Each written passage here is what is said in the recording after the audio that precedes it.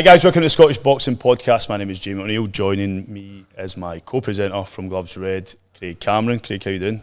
Good, Jamie. Cheers. It's hot in here, isn't it? It's very, very hot. It doesn't help when you're put under pressure. You know, with some big names. Are we putting under pressure? I know. We're going to get to that in a second. My anxiety's through the roof already, and I'm getting roasted to the sun. So this is we're setting the episode. You will have noticed we're not in our studio for our first episode. We are at the home of Scottish Boxing. We are at Boxing Scotland's High Performance Centre in Bridgeton, Glasgow. Joining us are two special guests. We've got special guests. Two special guests. We've got Craig. Was it Craig McEvoy, yeah. McEvoy, because I don't know how to say it's a knee instead of a knee. It's McEvoy. Again, I'm for drum chap, you confuse me with stuff like that. And our biggest name so far, and we're second episode. I think we're doing alright for second episode. I know, yeah. Ricky Burns. How you doing, alright? Good. How you doing? I know, good man. So I think we should just get right into our topics. Can I start? Yeah, on you go. So obviously the old JATV Raw was filming amateur boxing, and then COVID sort of put a stop to that. Mm-hmm. We had 8 shows back to back that were ready to go last March, and now we're left in a situation where there was no boxing for a lot of these clubs. Yeah. But Boxing Scotland have made some big announcements in the last few months. Yeah. Want to tell us what they are? Well, first of all, Ricky, the man sat next to me, joined the coaching team, obviously, which was a massive highlight. You know, despite all, like you say, the setbacks. I don't want to speak about that because it's been a nightmare for everybody across the board, boxing, in particular the clubs. We were fortunate with the performance programme that after, you know, a few months of doing nothing, in this last summer we were able to start travelling and stuff. But yeah, so we've been lucky. But most recently, obviously, the big announcement, you know, Ricky coming on the coaching team, which is massive. So how did that come about? Do you know, I actually phoned up Craig. I thought he was after some sparring. No, do you know, I phoned the wrong man, Ricky. No, do you know, I phoned up. Obviously, lockdown's been a nightmare for me as well. A couple of fights mentioned last year and they fell through. We got offered a couple of fights that they didn't materialise, and you know, I thought to myself, rather than wasting more time, start plan out the second part of my career. So I originally phoned Craig up to see about doing my level 1, level 2 coaching badges, and it was just my wife actually saw on the Boxing Scotland Facebook that they were looking for an apprentice coach at the time, but it was at the start of the year. Stevie Simmons got that position. Wow. But do you know, when I had saw it, I had said to Craig, I'm like, look, I said, I wish I had saw that. I said, obviously, I'll get booked in for this course. I said, but if anything comes up in the near future, give me a shout. I'd be up for doing it. Mm-hmm. Next day, phone call, Craig's like, come in and see me. And have you been in the performance centre before that? Nope, first time I've been in. So I've been in once before. It's changed slightly over COVID. Yeah, I know he's got some work done and some changes. We will have a wee clip to show other people what it's like. But this is a place where thousands of young boxers hope to progress to and use this as a sort of stepping up to the elites. Mm-hmm. How are you finding the coaching and the young people you're working with? Do you know, it was a bit like anything. Do you know, sometimes when you were getting ready to take your boys on the pads and that, for me that was more nervous than standing in a changing room getting ready to go in a fight. Just two different scenarios altogether. But you know, I found my feet. Obviously, I got on well with everybody in here, and you know, big shout out to Craig for getting me involved in this. But no, you know, things are going well. All the boys in here that we deal with day to day. What a talented bunch of lads. Big tournaments coming up, obviously this year, next year, and obviously they've got potential to go out there and win medals. So Craig, we'll speak about that 'cause, you're quite a difficult man to get a holiday yourself because you're always out living in a suitcase. Living in a suitcase, in here. I know from speaking to some of the young guys that got the opportunity to go away. You've got like people like Jeremy Daggett, Sam, Hickey, even wee Leo Church and Drum Chapper. These are some of them had never even travelled abroad. That's right. And then they get the opportunity to go and box and do something like. So what sort of stuff's been going on? Because you were allowed to train and. Absolutely. Yeah, I should speak in a Sorry. So you were away, and the boxers were allowed to, the elite boxers were allowed to train and compete abroad as well. Yeah, absolutely. So, as everybody knows, March last year was everybody's, life's changed for everybody. So we were basically like everybody else, no training, online training. We even did a bit for the membership, open training for the clubs. But anyway, through a lot of work and support by Sport Scotland, Scottish Government, we went on our first camp end of August. And actually, we were permitted to travel in July, but I genuinely, sincerely wanted to wait for the clubs to get back. I just felt that everybody had been through a real bad few months. I didn't want us to be not gallivanting, but you know what I mean. So I kept it as late as possible. But August, and then pretty much we lived out a suitcase. Russia, Lithuania, back to Russia, Serbia, and that was just tail end of last year. This year, competitions, Ukraine training camp with test matches at the end, Belgrade winners. So all paid dividends, by the way. Belgrade winners, which probably come on to. We won, Sam Hickey won the silver medal, first senior boxer in recent years to win, competing 5 bouts back to back, 5 days against world level opposition, 2 Kazakhstan boxers, etc., etc. So all that travel and all that sacrifice was well worth it. But it's like you touched on there, Jamie. So program's about performance. We want to win medals. We want to grow the program. We want to get better. But it's also the other bits that these young people get as well, life experiences. I mean, who travels to Serbia, Lithuania, dare I say it, Russia and everything. So it's giving them all this life experience. And so it's fantastic. Best job in the world, but we do work hard. We do work hard. Especially when it's boiling outside. Exactly. This is acclimatisation. We're getting ready for the next camp. Craig, I want to ask you, you obviously, your background was more pro stuff. You've seen some of the pros that came out in Scotland, but you won't know some of the names that we're mentioning because... Yeah, I know you mentioned a few last week. You'd been at Redfrew, and I think a question that I would probably have for the both of them, and maybe people are guilty of this in this day and age. We all get bought in with the pro game and the big fights that are on box office and Ricky's nights, and now you've got Josh Taylor and Cash and Lee, and we look at them. But probably a question I would ask, and even from a casual perspective and a big fan of boxing, is from your perspective, who's the big names coming through? Who do you expect to see maybe step up to the pro game over the next few years? And I'll let you answer that one, Ricky. No, we've got. I just hate to miss people out because it's I was thinking there's a lot of young guys I see shows and I go, well, you're in a spot here, am I? No, it's fine. Listen, it's part of it. So we've got 21 boxers currently just now in our elite boxer group. We went through the pathway programme, and hopefully we'll have a little chance to speak about that, because I generally feel it's the fairest, most transparent pathway we've ever had in Scottish boxing. But we've got 21 boxers, and arguably they're on the elite boxer group, so they're all here for a reason. So any one of these 21 can go on, but I suppose if you go off recent times, so let's go this last few months, Sam Hickey winning although it was silver medal, Sam boxed 5 times in 5 days. His Russian opponent who he boxed in the final, it had a bye and a walkover, so he'd boxed 3 days, very close final. Listen, silver medal, fantastic. Somebody phoned me that night, this is quite an interesting, I'm not going to name the name, and basically said what Sam, they were there watching it, this was from another country, and said basically what Sam had just accomplished there is probably...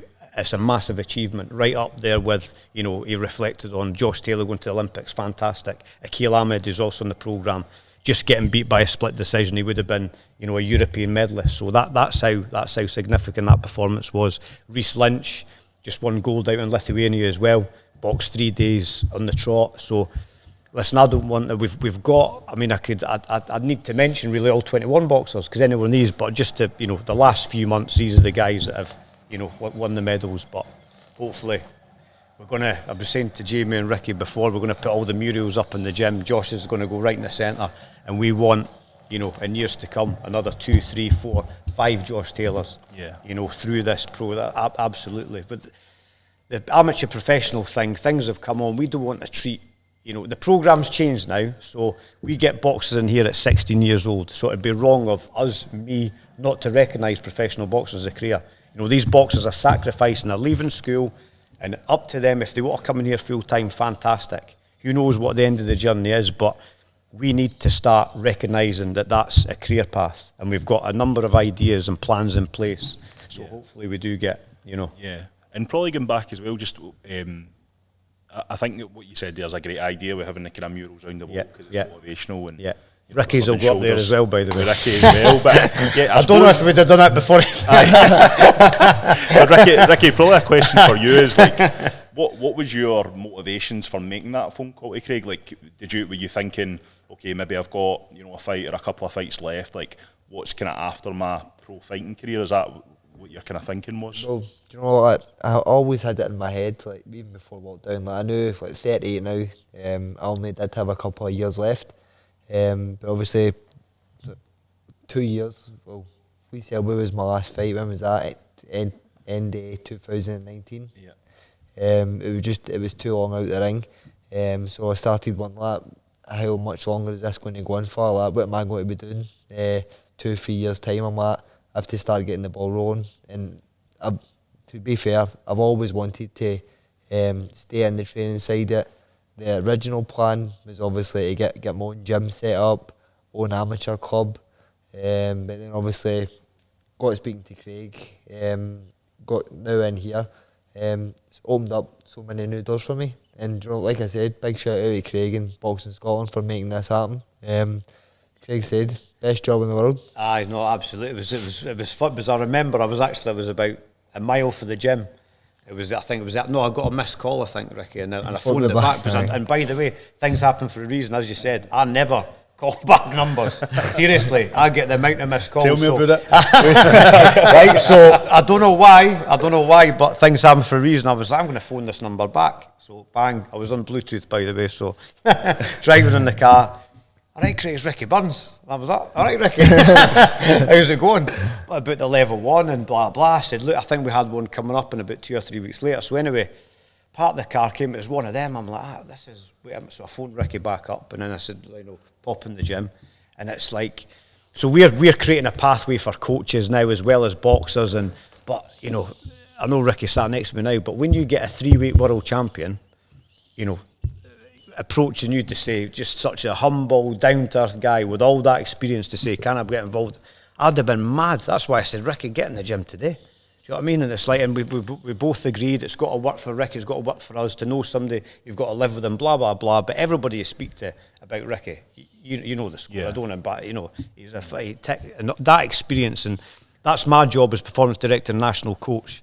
It's building a team of coaches with the dynamics also. We've got big Stephen Simmons who went through the Scottish programme at the time, GB boxing and obviously professional boxing. Ricky's experience speaks for itself with other coaches. That's what we need, and that's what's going to develop the boxers even more. But the number one in any programme, in any organisation, is compatibility and trust.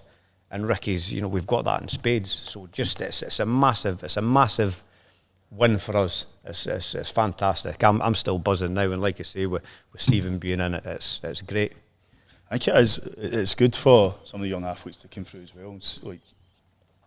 I always find with boxers that the discipline helps them for a younger age, and it brings out this character. And obviously, I'm mates with Cash, and he's senior fighters. Everybody was going, oh, they're nice guys. I didn't know.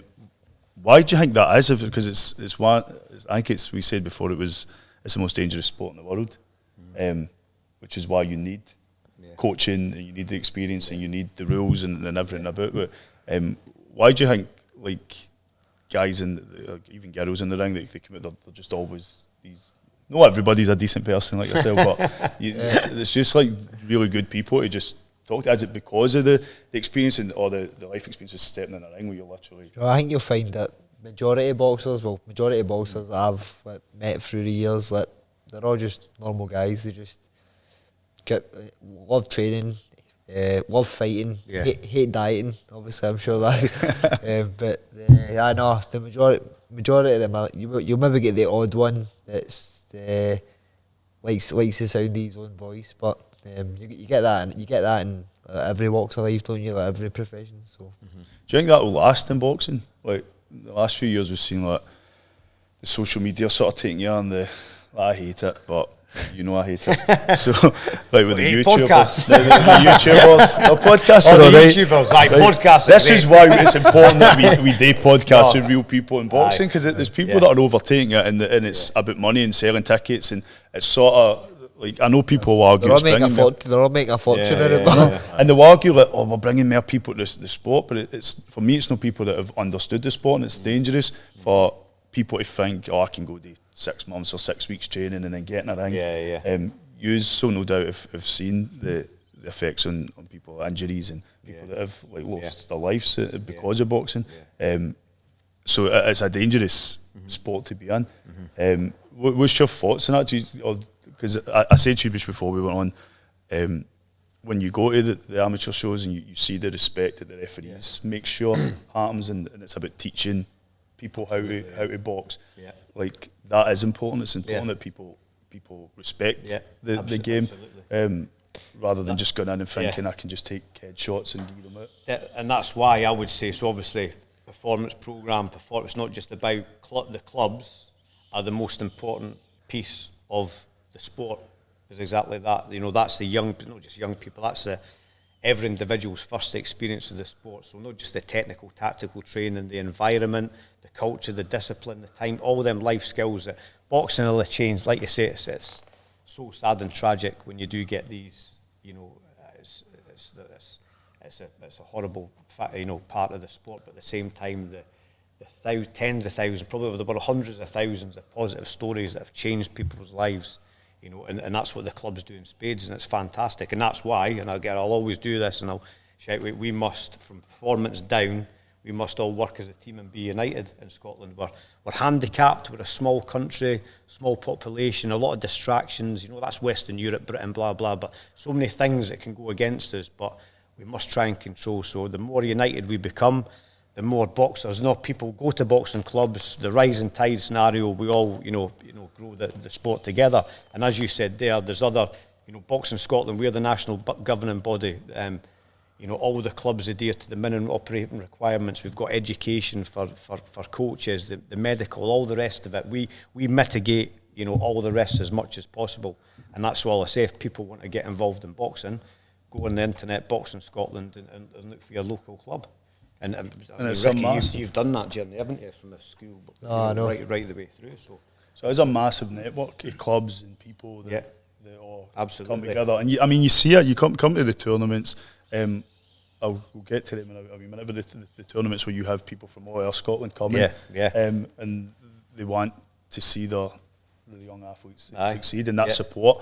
It's brilliant to see. It's a brilliant atmosphere, and it's no like, obviously when you go to the pro shows, it's like maybe 5-6 fights, and you know somebody's history. You can see everything about them, but some of these young guys coming in, you've maybe never heard before. That's right, they're becoming champions. See that I was going to just touch on it there. See, like COVID's been a difficult time for everyone. Like, is Boxing Scotland, have they had any support like from the government and stuff like that? Or, like, has it been a struggle getting through that, like financially? Like, how does that work? No, to be fair, and I'm not just Sports Scotland, Scottish Government, obviously Sports Scotland, and down to the network, national governing bodies have been, they've done everything they can. Everybody's worked, collaborated together, you know, to get the sport. All right, it started with performance first because of the major games. That's what. So people will ask, why is that? There's a number of, you know, the fair system. Everybody that started back together have told our bit that we waited for the clubs, but Commonwealth Games, it's when people can get the flags out and support their country. You know, and we want to be able to win medals and inspire the nation. Sounds cheesy, but it's true. Same with the Olympics. So that's why. But no, I mean, I've saying to Jamie before, and listen, some days were 18-hour days, you know, with COVID. The collaboration, it was, the chessboard changed every week, from the travel to I work close with our Sports Scotland high performance manager and team. Everybody was working hard to get all, I mean, our return to training plan is 63 pages long, you know, and that was just the first to get us in here initially. It's massive, all the bits and pieces that go around it, and I couldn't have done that myself, we couldn't have done it. It was with help of Sports Scotland, the Scottish Government. I know Sports Scotland has provided COVID recovery funds to sports as well, because exactly that, because of the financial deficit. So I believe, and I'm not just saying that because I'm a company man, whatever, I wear my heart on my sleeve, I think they've really went above and beyond, and I think that narrative needs to get out there, you know, and I know, not just forget about performance, our operations team, development team, I know how hard they were working to get boxing back, you know, returned. I think Scotland were last year, I can't remember the month, but I think we were the envy of the other home nations at one point when the youth and below came back in. So that's only done by hard work, you know. So, but no, they've been very good in my opinion, anyway. Great. You know, just one other point, if you don't mind me raising, like we chat about this a lot, certainly in the pro ranks, and I want to get both of your thoughts on it. Is if Scotland get questions, if Scotland I'll get. What does he know about professional boxing? Nothing. I'll tell you that right now. Give a hard one to Ricky. I know Ricky's a 3-weight world champion. That's enough for me. I think like the conversation we always have is in Scotland. When you look at like the majority of the trainers and the fighters, they're maybe having to work full time, and then they're training at night, and the trainers are doing the same. Yeah. Whereas the camps down south, you know, they are full time trainers, full time fighters. Yeah. So, I mean, you know, is that going to be affecting Scottish boxers? Surely, kind of moving forward, the fact that they've got that full time in comparison with part time. I think obviously, but being a full time boxer is so much easier. When I first turned pro, I was working. So you were working at 9 to 5, and then you were having to go to the gym, get up and do your runs before you were going to work as well. The majority of the time, so I had a few fights, and then I'm sure I took a year out. I can't remember. It was earlier on. But it wasn't until I was 21 that so I sat down with my mum and that, and they let me pack my job in just to concentrate on boxing full time. But it was hard. Obviously, you only get paid when you're fighting, unless you're getting money coming in for sponsorship or something like that. And we were talking about this when I first started in here. Obviously, I didn't do a lot as an amateur when I was senior. But looking back, Joe, I wish I did. There was something like this set up when I was younger. I'd have probably stayed amateur. I'd have wanted to get myself involved in all these big tournaments, Commonwealth Games, Olympics. You go out there and you win. You don't need to win. Just go out, win medals, perform well, and you get a much better deal when you do decide to turn pro. Yeah. And that's one of the many advantages of having the likes of Ricky involved and Stephen. So I can tell that narrative, but I've not experienced, whereas these guys have, and it's not to be. So when Stephen first came in, like Ricky's talking on a daily basis, Stephen shared with him his experience, and he basically I didn't tell him what to say. Make the most out of this program. You know, we've got good funding. We give them, expose them to the highest levels of training. The experience you get, as you say, they're all over the world, sparring with all the different countries. Exactly, and as we say, we're not professional career will come. We need to protect basically every so if a boxer every boxer's different, every boxer's pathway is different, but you know, if they can get to the Commonwealth Games to give them that exposure, because that's what will give them exposure, especially in Scotland. If they can get on the GB programme to get to the Olympics, you know, we must try and enhance that and develop it and keep them, you know. But there will be a time, you know, for when professional boxing is the next step. But if we all again work together, it's what we need to do. And by the way, just because this is in if you look at performance sport or any sports and change, so I believe what we've done in the last couple of years, change the performance pathway programme, change this programme, culture and everything. And by the way, I'm not saying I've been involved since 2012. I'm not saying I'm part of the journey and you learn by experience.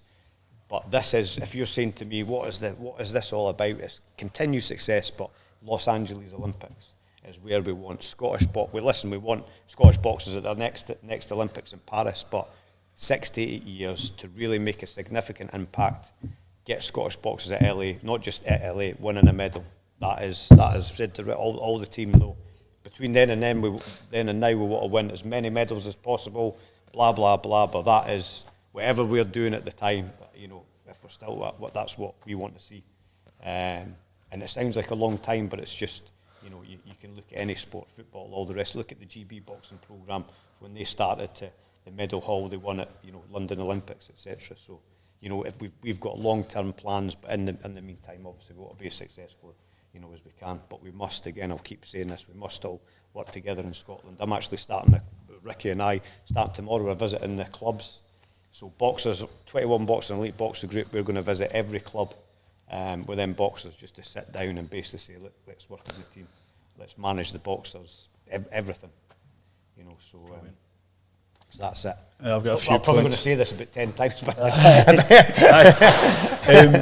Just a few questions based on that. One is, do you think it's get easier in the last few years with young athletes that are, because I think the whole, if you look at how boxing and people learn, like in the past, it is now changing, and you do see, like, even the pros are now like they're spending time with the I forget what it's called, the guys that work in the muscle touch, strength and conditioning and stuff like that. Yeah. So you like absolutely.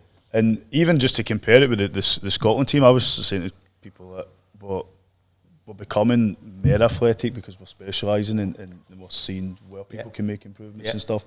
Being fair for Jump Chapel, like obviously we've had our history with bad diets and drugs and alcohol and stuff like that, but I think there's a lot of young people I'm seeing now that boxing is saving them for that. Absolutely. And my next question is going to be about, do you think COVID has sort of put a dampen on some of that progress? No, at the time, yes, but I said this, it's gonna, I mean, every club I've spoke to over the last few weeks, they're busy as they've ever been, and we said that all along, and it wasn't to keep the inspiration and, you know, when we were doing the online stuff for all the clubs. The sport's going to grow and get bigger. You know, you don't realise what you've got until you've not got it anymore. So everybody involved in boxing at the time, it was like their legs were cut away. Everybody missed it so much. But I think because of the fact that, you know, all the exercise and stuff, I generally believe, you know, you've seen boxers coming in for medicals tonight, I think we'll grow and the sport will get better, get bigger and better.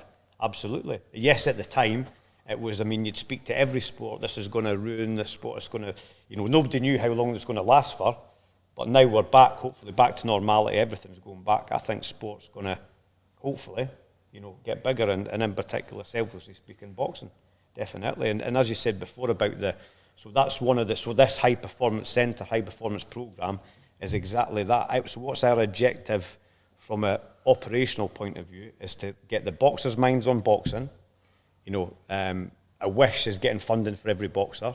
If we do succeed and get better, that might come in the future, but just now it's a wish, so we just need to manage what we've got. The coaches' minds on coaching, so the physical side of it, we've got, you know, a Sports Scotland guy, Carlos, fantastic guy, that's his job, that's his responsibility. We've got physiotherapy, because the days now of the coach doing everything, you'll be left behind, and you know, people have been left behind because of that. You know, everybody needs to concentrate and be absolutely immense at their particular job. Yes, we all do dive in and do different bits and pieces, but again, that's another thing that programme can provide for the boxers, because it's very important. Ricky, you'll have all the experience of that as well. With all the different support mechanisms. I said in my last podcast, it's an exciting time, I think, for boxing. A few younger boxers that I've never seen for maybe, I think, 16 months. I'm seeing them doing, they're massive. They've still been training. They've still, I know coaches there was apps that they could use, and they were still doing their jogs, and coaches were checking up on them and stuff to make sure they're still doing it. And when it comes back to the tournaments, I think a lot of people got to be in for a shock, because a few people are bigger guys now. We've seen them. What's the deal with the tournaments? Because you've made announcements for later on this year. What's going to be going on? Yeah, from a national point of view, so end of August, the date escapes me just now, I think it's 21st, 22nd, our new Chief Executive, Chris Roberts, who I must give a shout out to, absolutely fantastic guy, professional guy. He's already made significant, you know, progress with the organisation itself that will come into fruition when we do get back to normality, but that was Chris's brainchild. Let's return to boxing, you know, in the high performance centre, in a controlled environment, to, you know, a little bit of testing. Remember that it's not just about the officials haven't been officiating for 18 months. You get skill fades. I remember we went to our first camp last year after 4 months. It's like everybody gets skill fades, so it's to get everybody back and then just build up from there. All the dates are out for the national championships for all the different age ranges at the end of the year and next year. So this is just a bit of a, you know, end of August to get everybody back going, and that's what we need. We need to give boxers as much competitive opportunities as possible, you know. And we can speak about different countries and people. You know, I've spent 2 years in Russia, and people. I'm not silly enough to copy and paste from other countries. You can't do that. It won't work. But when you're immersed in that environment, and not just because all the other countries, they're competing all the time, and it's people say about the health and safety thing. They've had 200 bouts and they still look absolutely, because their training's geared towards that sort of thing. But anyway, I suppose the main point is we must, as an organisation, give boxers who want to compete as many opportunities as possible. That's what they want to. That's what they're in the game for. So there's a lot of hard work to be done. But again, keep going back to that one. We all must work together. We're too small to be splintered, in different clubs all the time. We've got platforms for clubs and coaches to ask questions. The RDOs are doing a great job. They're doing online road shows, ask questions. The AGM stuff like that. We're an open. We're very approachable. But as you said, we're busy. So if you don't, it doesn't mean. But honestly, we've got nothing. We've got no ulterior. We're charged to deliver a world-class performance programme. But in the meantime, we'll help anybody as much as we can. Yeah. Craig, I was going to ask something, but my brain just went. Oh, I don't know. It's all right. I was going to ask for a pair of sunglasses. So was that. I just realised where the sun's coming from. It was there when we started. I'm all right. I'm all right, face. I was going to say, if you just stay there, Jamie. Have you got a question on that before I go into? Yeah, no. I think it's I think it's great the fact that you guys are going round the clubs doing that. I did have a question for Ricky in relation to, like, you've worked under some great trainers, Ricky. Like, yep. Where's your head at in regards to coming into the coaching side? Are you taking like a wee bit from all of them and you're like, I'll use that or I won't use that, or have you got your own style? Like, have you kind of made that, I suppose, that decision in your head of what kind of coach you're going to be? Like, well, do you know, I've picked up like so much over the years, like 26 years, whatever I've been boxing for now, and like I've always said that even when I was winning world titles, I've always said that I'm not the best boxer, but I'm very, very good at the basics, and I've got a good engine, and I can keep the same pace up like, for the first round to the last round. And I always say, if you're doing the basics right, it's a very, very good start. Like obviously, whenever I'm in, when I'm doing pad work or when I'm speaking to them, it's again making sure the basics are all right, setting a high pace, keeping busy. Obviously, the longer that I'm in here for, and the more I get to know the boxers, the way that they fight, you start adding wee bits to it, and obviously picking bits up off Craig. He trains them totally different to the way I do it. The same way like with Stephen, he trains them different. Neil, so we all pick up bits, but we've all got the same goals in mind. Yeah, I think that's amazing, and like the value that Ricky will add. But that comment there, Craig, when he's saying, I'm not the best technical boxer, and you've got a 3-weight world champion saying that I'm not. to these Exactly. kids. I'm not. I know, but it's just amazing that you're like, I won the egg and spoon race at school. Yeah, you're so humble to say that. You're so humble. Exactly. When you're saying that to kids, and they're like, get the basics right, and we can work on other stuff here and there, but the basics. Yeah, 3-weight world champion. That's where it all starts. That's where it all And starts. it's spot on, it's good, and that was Ricky's right from day one. And as Ricky said, without going right into the weeds to flipping, bodies to death, we've got a what it takes to win model. There's 7 headings, attacking, blah blah blah blah blah. But as Ricky said, it's important.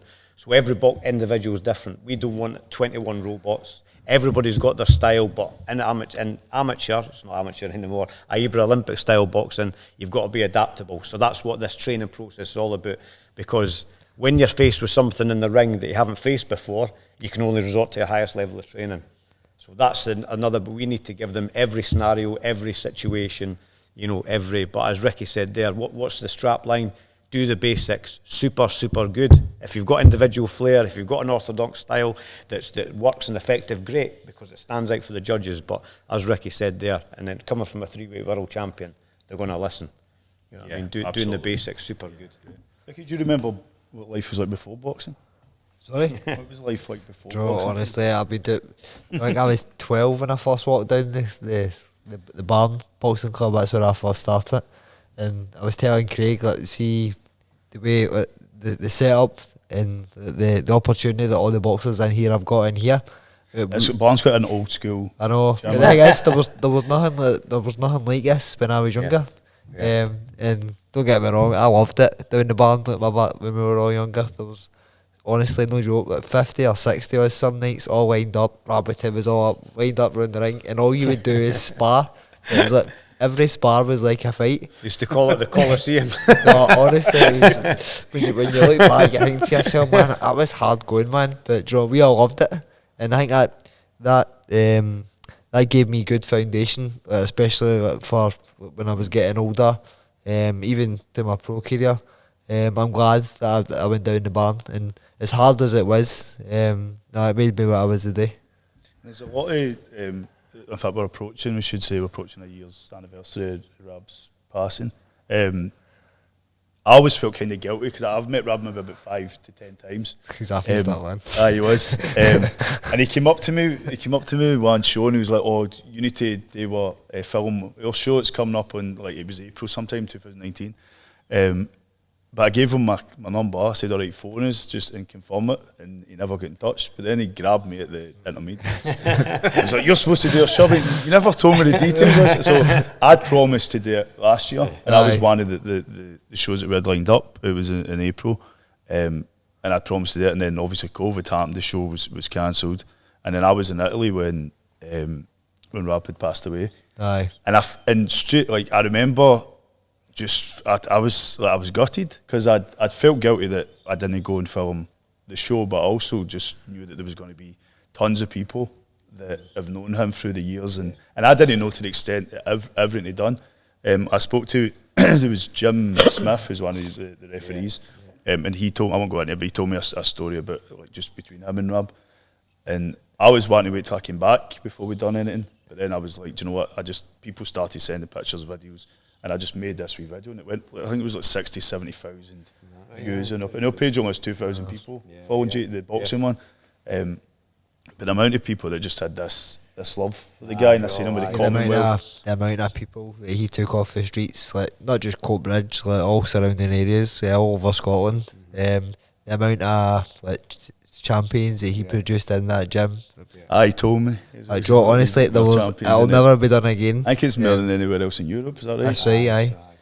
Do you know what he done down there? It was unbelievable. It was the free ice creams you used to get. That's true, isn't it? Is that saying you need to get 50 or 60 people in here just to win square goals? That's what you've done. Honestly, that's not a joke. So there'll be 40 or 50s all in, knocking shit out of each other. Then time to leave, Rab will get in the freezer, pull out the big boxes of chalk ices. That's your reward. The way you go. There is some young boxers that I speak to them and I know that they still miss them. And they still miss that presence. But I suppose the steps you're taking, and there'll be other boxers that will follow the coaching path as well. They'll have bits. It has maybe no the bar lumps to each other. Maybe you get the best of both worlds. But that's why boxing, I think, is such a great sport to be part of, because you do have people for all walks of life, and you see the memes and people putting up saying, "Oh, you could have a drug dealer and a lawyer and a police officer all training in the same gym." And it's only sport, well, one of the only sports you can go in, like, knock a shit out your best mate, and then go up the road, go for something after it. Talk the way as normal. But do you ever get down to the barn? Do you go? I've not been down since. No, I've not been down since. Do you have any thoughts about going to it, or do you? No, but do you know what? See, after fights and all that, I would always, like, when Rab was there, I would always go down. I'd take my sparring stuff down, but I had to stop telling him. So you'd phone him up, and next thing he'd be on the phone to everybody. "Ricky's coming down here. Bring all your sparring gear." So I'd get, honest, no joke. So I'd go down sometimes, and I'd been in that ring for 2-3 hours at a time. And I don't mind it, right? But it's like, see, when you get in with all the bigger ones, and you know what it's like, they're all trying to set about you. So before you know it, I'm rolling about the right. I'm getting involved in square goes with wee guys and they're way up. So I stopped telling them. But no, I used to love getting down. Do you obviously, I hate keep saying, "Oh, Cash," but Cash is my mate, and I know what he's like, and he doesn't always like the spotlight. And I remember I asked him to come to a show, and he didn't want to go because he was like, "No, this is their night, and if I go, it's like people go like come up to him and stuff like that." How did you manage it? How did you manage, like, the success and people that, like, being fans and turning up at the gym and being? No, I don't really I don't really bother with it. Like, I used to get embarrassed like when you'd see people and they'd be doing that, but like, see when people would come up and ask you for photos and that, and if they were asking me to sign stuff, I didn't mind all that. It's just I don't like people making a fuss, and I think that's why I just used to keep myself myself. Yeah. But I think you find that a lot with boxers as well. You interviewed a lot. Yeah, I think, to be honest with you, like, I'd say boxing for us, so we started like Gloves Red, it was only maybe 2 or 3 years ago, and we started, and to be honest with you, it was me and another boy, Jamie. It was Jamie started it, and he was doing writing, and then he asked me to join it just because I loved boxing, and then he just kind of grew arms and wings because like boxers were so accessible, apart from Ricky, but everyone else is accessible. And then you just like ask people to come on for podcasts, you go to shows, you can get interviews and stuff like that, and like because you love boxing, it's just like it's the best hobby in the world, being able to, you know, sit and speak to people that you've looked up to and you've been at their fights and stuff like that. And it's even, you know, it's even surreal for me sitting in here, you know, in the ring. It was his idea for the ring. I thought it was the best idea. No, I know, it's amazing. I'm regretting it. Sunblazing. And it's like, I remember, like I was saying to earlier on, like when I was down at the Ricky's fight with Lee Selby, and because I was media, I went in at the start of the night because I wanted to cover all the shows, and there's like absolutely no one there. It's like the 4 rounders and stuff at the start of the night, and you're just sitting looking at the programme, and you're like, right, okay, it's going to be a wee bit of the fights, and then you're just hearing Ricky Burns, and you're like, guys about 4 tiers up in the O2 Arena, and you're just like, this is insane. That's how we need one more big night in Glasgow. I was going to bring that up. As I said, I kind of mentioned it before we said we'd ask you what your top 5 bouts would be, your top 5 boxers, and he had said that. Yeah, you were saying, what was it, the top, like if we had a fight night Scottish in Scotland, a Scottish boxing, who would be on the card? Who would be on the card? And he was saying he would like to see you. So I don't know who would want you to fight, but what's your plans? You said it's been the tail end of 2019. Well, you boxed, now you're coaching. That was one of the first things I had said to you as well on it when I came in. Like, I need to get boxing out my system.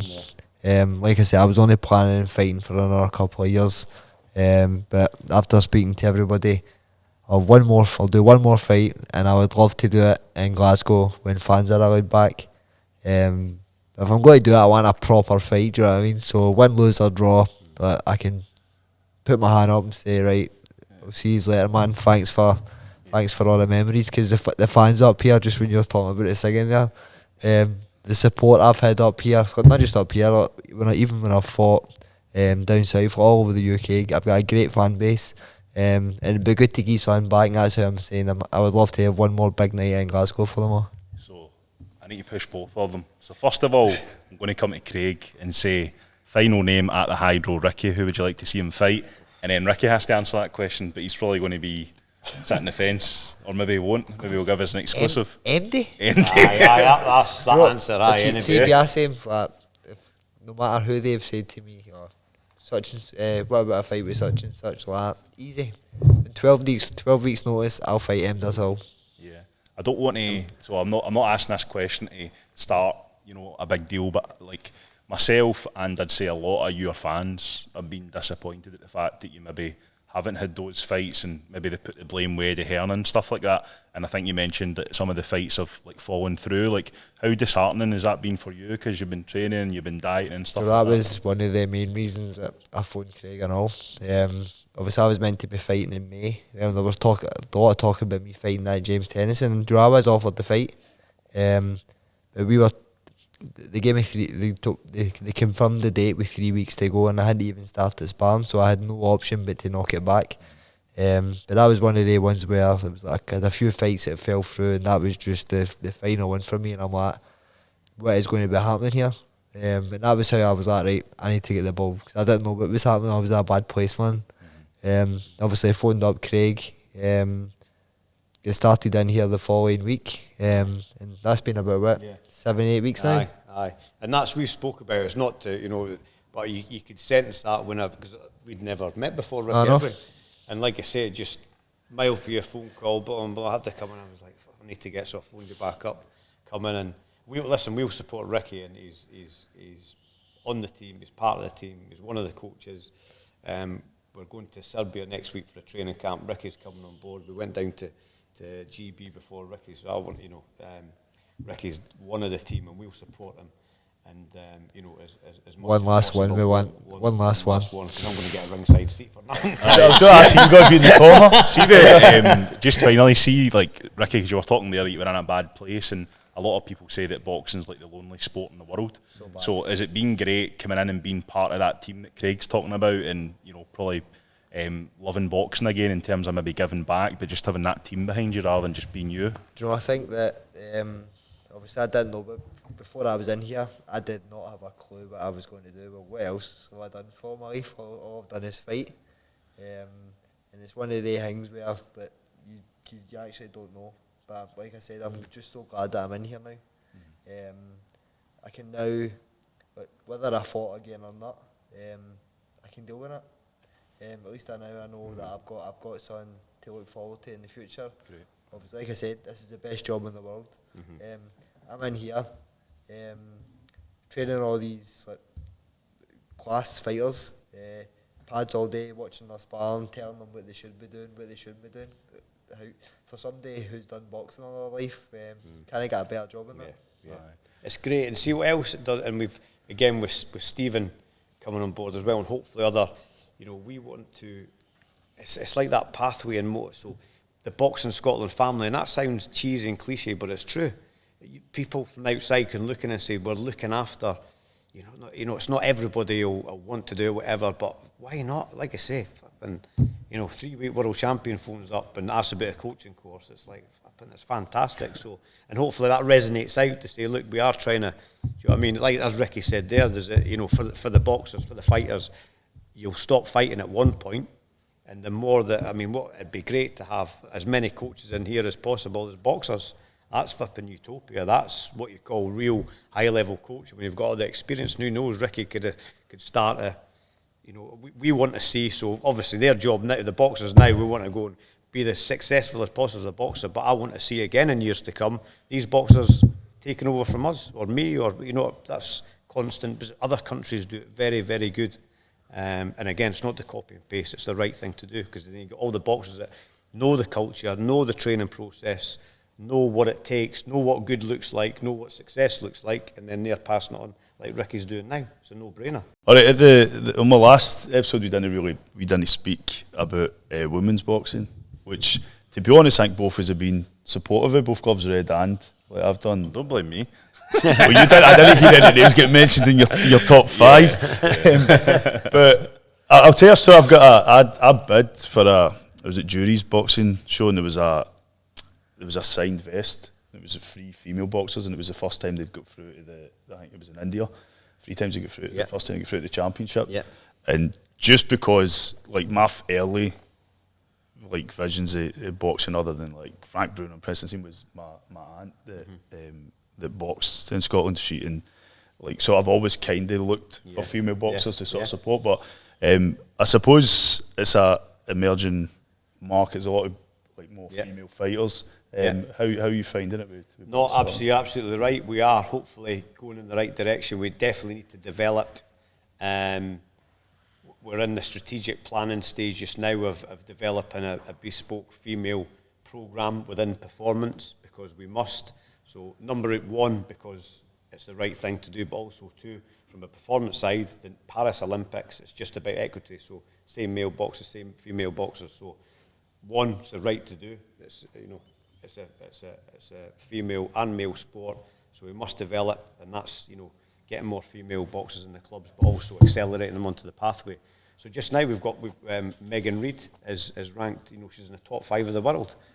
Which is fantastic. AIBA international rankings from her performances last year, the year before now, World Championships, etc. So that's great. So hopefully Megan, she's done a couple of bits and pieces on the Facebook. Hopefully she'll act as an inspiration and role model. Got into boxing. She's a soldier. Got into boxing just to keep fit, and now she's top 5 in the world. Just recently, Ricky's been working with them as well. We've got, I think both of them, young Brooke Neely and Chloe Bodwick, who were on Next Generation Group, which again was formed with the new Pathway programme. Now they've been, now they're on the Elite Boxer Group as they're of the age. So it's fantastic, and that's what we need. So that, you know, hopefully when we start doing a bit more comms surrounding it, other females are looking and say, you know, it's totally accessible. It's like, you know, if you're a talented female boxer, you'll get every opportunity, the same opportunities. I don't like it, boxers.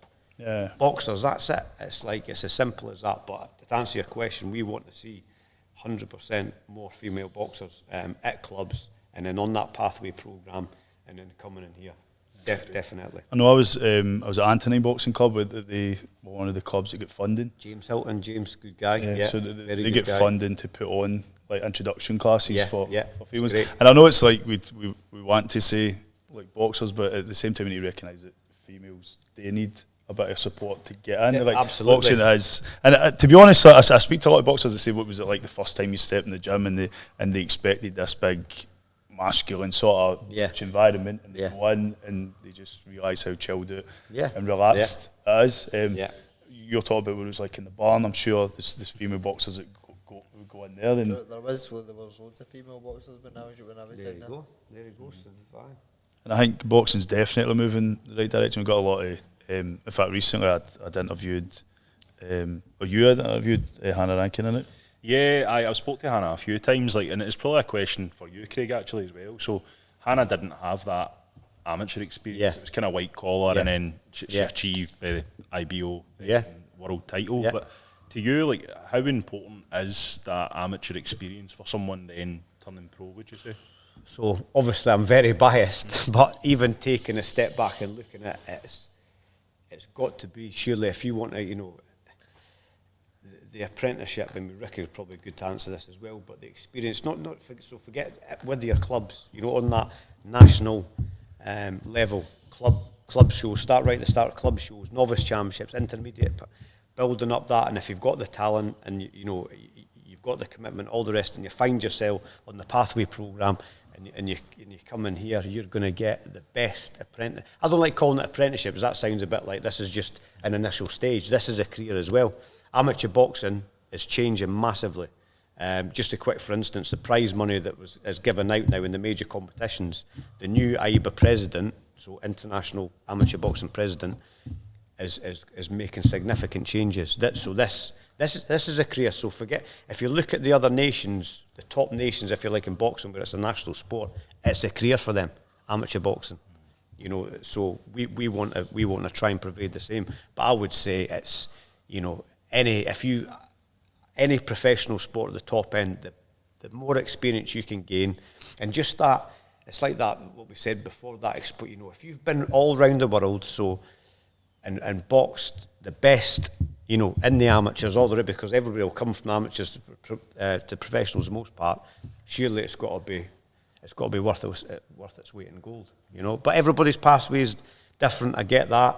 I just think, my point of view, and I don't, there's different type, I just think, you know, we need to try and get the comms a bit better to try and, you know, attract more people into the sport. We've got an inclusion toolkit and accessible for everybody.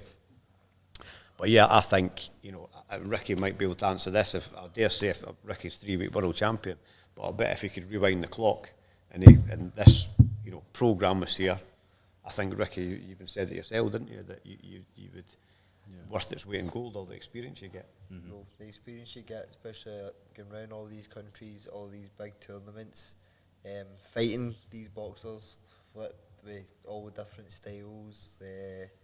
Sometimes, like what you said there, was it Sam Hickey, 5 fights in 5 days. Join all experiences that will stand you in good stead for when you do. Yeah, absolutely. Even if you do turn pro. Absolutely. And if you've got to travel as well, we've found that again through experience. So you can excel in your national championships as a boxer because you're at home, you've got your family support. They're there, like you say, cheering them on at Ravenscraig. You know, no change. It's you. But then get on a plane, fly to Russia, especially as a youngster. And you've got to take your hat off to these boxers that do it. By the way, get on a plane, 2-3 flights, travel 24 hours, go there. Some of the accommodation is a bit of a challenge for anybody coming from a comfortable home. Do you know what I mean? Although most I've not experienced it yet. But we get there, but see, it's different food. You'll hear all the boxers now, so Willie Hutchison, blah, you know, I'll speak about the food. In fact, no, Willie was the only one of the ones that ate it. It was everybody else. But the food, but all that does affect performance. Yeah. So all that's not just about all the technical, tactical opponent experience you're getting, but it's all them things. Yeah. So that when you know, Josh will, I think he's recognised it for himself. All the, you know, former amateurs who have been on national programmes, all the rest of it, they look back at Stephen Simmons. He's the best man to say it because he's went through it. It's the best apprenticeship you can have. Yeah. So you're not facing things for the first time when you're going for this big title fight as a thing. I know it's different, 12, you know, I totally get that, but all the atmospherics involved you've experienced. If you can experience that from 15, 16 years old in here, 5, 6, 7, 8, 10 years, Commonwealth Games, get to the Olympics, blah, blah. Come on, I was going to say, Willie eats Dominic Ingles' food, so he probably eat anything, to be honest with you. When he brought our recipe book, I was like, is someone ripping the piss? It's like, what have I got in my cupboard? I've got to put it on a big bowl and just serve it to Liam Williams and Willie Hutchison. Willie was, to be fair, so Willie was probably one of the most recognised boxers in international boxing. So he was the first ever Scottish world champion, you know, as a youth, but still we've never, in recent years, somebody might, 19th, but in recent decades, and that was just, still, you know, all these, you know, and it was in Russia, and he was a world champion. It was like, it was, and not just that, Willie actually won the junior European gold as well, so that was the first ever. So, but it was just on that, all the traps, so, you know, different boxers spring to mind that Willie just took it all in, no problem. Fly anywhere, travel anywhere, you know, eat any food, whatever, and all that, it sounds daft, but all that adds to performance, because if that affects you, then it's going to affect your performance. I think you're right. Like, as I said, when I go into boxing gyms, some young guys that go in and you'll see a difference in their behaviour at school. They're going in, taking all their energy out in the gym, going home, sleeping better, breathing better, and it sort of ripples out. And when you were talking there, I just remembered when Leo Church he'd went away with Boxing Scotland, and I'd met Sam Hickey 2 years ago. I'd done an interview with him, and I was talking to him about travelling and stuff like that. But Leo was mentioning these names of guys that I've met in different gyms. Yeah. And I think he was 13, 14. Aye. Maybe 13, 14. And I spoke to his mum, she was like, oh, it's the first time he's been away, first time he's been away with me. Yeah. Stuff. And these are big steps for young boxers. Absolutely. But we kind of, like, one big thing I'm interested in is like with mental health and stuff like that. Yeah. And I've noticed in the past with some of my mates when they're building up to fights, there's exposure, there's publicity, there's fans, there's ticket sales, there's all this, and then they have the fight, win, lose or draw. Afterwards, it's like silence. Yeah. And it's something that I've looked out for, because a lot of my mates don't always understand. Like, some of them would get angry and say, "Oh, they only talk to us when they need to sell tickets," and you're like, "But that's what their job is. Their job." Is to generate that that's what their living is. And you said sometimes during COVID, boxers are training, and then the fights were cancelled, or somebody had COVID and it was pulled out, or the event or whatever. Yeah. So mental health for me is a bigger thing. It's something that you reckon. There's been some boxers in the last few years as well. It's taking lives who've lost to suicide and stuff. Absolutely. But I do think, because again I'm Drum Chap, I looked at trends, because I know about 6-7 people have committed suicide since I was 12.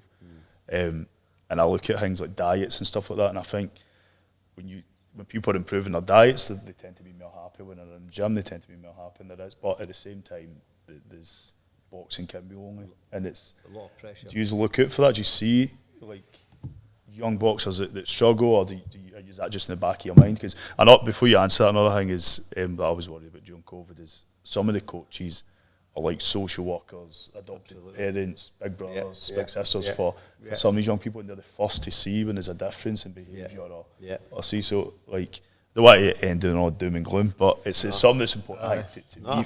No, you're right to identify it, because it's true, and it's so in all walks of life now, as you've said there, it just seems to be, it's very sad, tragic, and it's unfortunate, it seems to be a common thing just now, and that, you know, high performance equals high pressure. You know, it's a very, and it doesn't equal promises, opportunities. So we sort of, but I suppose and it's not just about, you know, Ricky will definitely have experiences himself, and, you know, the clubs will be, as you say, the clubs, a lot of it's like, it's a place to go. It's an escapism, it's a youth club, it's where their friends are. So when that was taken away, that's that's significant. From ours, it was a little bit different. You know, these boxers went through that journey. It's more from a performance point of view. It's that performance doesn't equal promises, it equals opportunities. Now the programme's getting bigger, it's great, but it makes our job very difficult. So, for example, recently, now we've got more than one boxer at each weight, very competitive. The phone calls are not just, it's not an automatic position. There's a phone call to say, well done, you've been selected this time, and there's a next phone call, and that always plays on, you know, that is not a bit of the part of the job that I've got to do. It's part of the job, but you always have that in the back of your mind. We need to support all the time. It's very hard getting that balance between high performance. It is ruthless. It's like all the other sports. I've heard the stories about football and all the rest of it. You know, parents have supported 6, 7, 8 years financially, time, and then they just, you know, don't make the grade. And it's that's, I suppose that's the bit where we've really got to be conscious on and manage that expectation. And everybody's pathway is different. You know, it might take a boxer 6, 7, 8 years to reach that medal that's within their capacity. Others might get it quicker, bang, bang, bang. But from a club point of view, you're right, that was one of the biggest things for, especially the demographics of boxing and clubs. That was a big concern for everybody. That's been taken away from them, and that was really why operationally, the Boxing Scotland done a fantastic job pushing to get the clubs back as quick as possible. But I mean, Ricky, you've touched on it. I mean, I could tell in Ricky's voice when I spoke to him that time that he's done it for when he was 12 years old. We can only think of what that means to win the World Championships, have all that support, and you know, getting out of bed in the morning. Just sitting here chilling. He's focused. But do you know what I mean? It's massive. I want my happy place in here. There you go. That's what I mean. Like, even that, like, is there a? We spoke about the satisfaction of getting back and stuff like that, but it must, like, if somebody's got an injury, you can see they're injured. If you've got mental health problems, you've got something going on at home, you don't always see that. You know, that is the only hard thing. You know, I've never ever saw it with my own eyes all the years that I've been boxing. I think if a lot of people it's out there now, and I think people are more willing to speak about them. Because I mean, I've come out and said it as well. Like, there's been times, especially when fights are falling through and you don't know what's going to happen. Like I said, I was in a bad place. I'm questioning what I'm going to be doing. If I can't fight, what else am I going to do? Yeah. Do you know what I mean? And that's not, obviously, there'll be loads of people that'll be thinking that as well, because COVID's affected so many people, not just in sport, but in all walks of life. Yeah. Do you know what I mean? It was one thing that I believe that we did, and I guess not just because I know the clubs were doing fantastic work, and that's why. So I'm ex-military, spent 20 years in the army, so mental health, massive thing, post-operational tours, etc. But as soon as I remember, I think it was, I can't remember the exact date, the Friday we got the call to say, right, high performance centre shut down. Everybody's life changed at that point, I know. But from the whole weekend, I put a plan in place. From that Monday onwards, you can ask the boxers, it was constant contact and communication with every boxer as much as possible. Because especially, look, for everybody, but in particular, you know, if you're an international boxer and this is what gets you to bed every morning, you're not playing it. That was one thing on my mind, and I'm glad my experience and just education from the military, it was able, and listen, it wasn't rocket science, it wasn't, but it was very, very important. Constant health checks, phone calls, online. Everybody was doing the end. We were doing fun quizzes, you know, a week into it and stuff like that. Because I knew exactly that. It was so important because everybody's life changed. But for an international full-time boxer, it was like 360 degrees.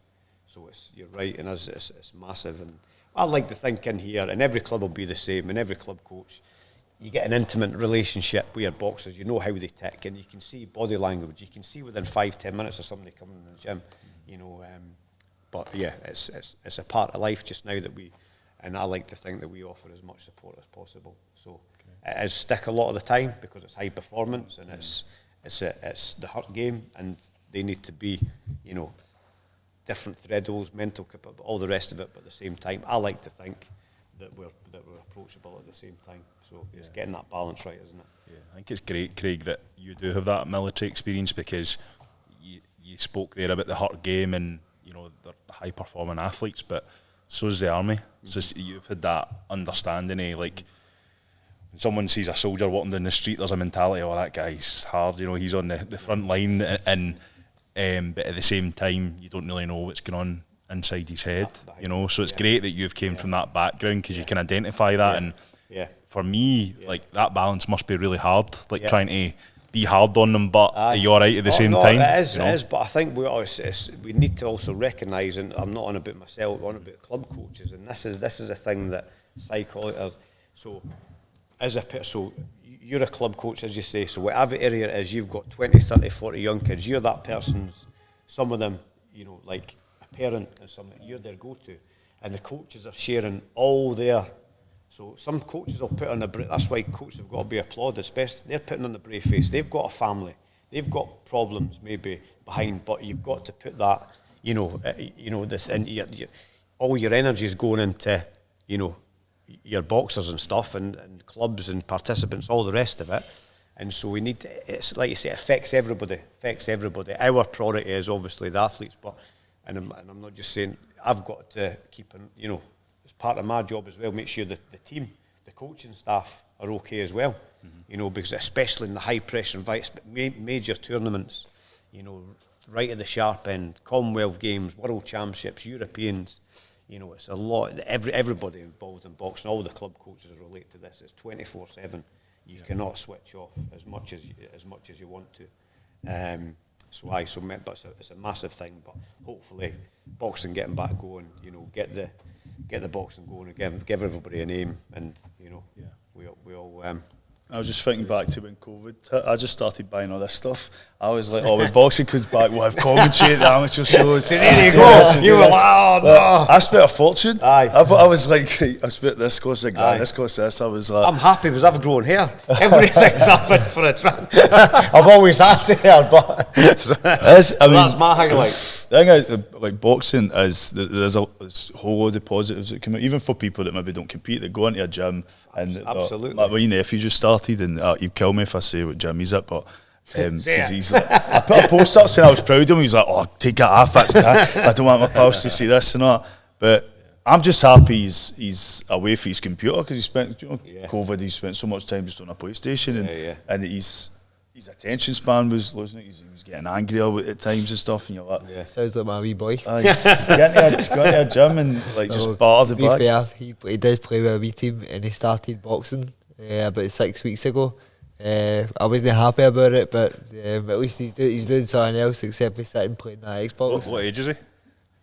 7. 7? 7, aye. Started boxing, I went down, it was like a couple of weeks ago, and talking about getting gum shields, and then I'm seeing photos with the head guard and the gloves and that on. I'm like, he's kept that quiet, he's inspired, he's not. Because you saying it is different now, and there is a lot of, like, the rules, and the coaches are aware of it. Like, I've been to gyms and they're very strict about, like, sparring and who they're watching and stuff like that. I suppose your job is to make sure that's regulated, and the people that are bending the rules or whatever is enforced.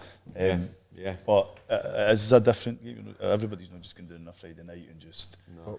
Well, I think, obviously, like I said, I enjoyed it when I was young. But that was all we used to do every night, Monday to Friday. You'd been sparring, and all these spars that they were fights. Do you know what I mean? That's the way they were treated. Obviously, I've been boxing so many years now, like 38. And what I've found is, like, obviously, I could spar every day when I was younger, and I would be fine. But where I see the older I was getting, it was taking me maybe 2 or 3 days to recover instead of 1. Obviously, like, through the years, like, when you think about it, you only fight for 12 rounds. Well, as a pro, you fight for 12 rounds. Amateurs will fight for 3-4 rounds.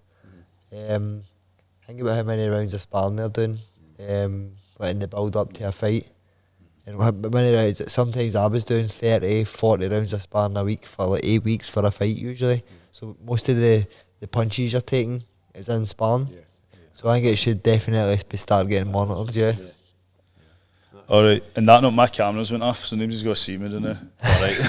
So, want me to close the show? No, that's I would say, like, for people listening, because not everybody will be watching it, the podcasts are now available on all major podcast platforms, including Spotify and iTunes. No, listen, I just want to like thank the both of you. Like, it's a total privilege to be sitting in this ring and with both of you. So thanks very much for your time. Really appreciate it, and I wish you both all the best. I think that we'll see some stars coming out of Scotland with that team. And this isn't the end of the discussion. Like, we will see when boxing starts getting back.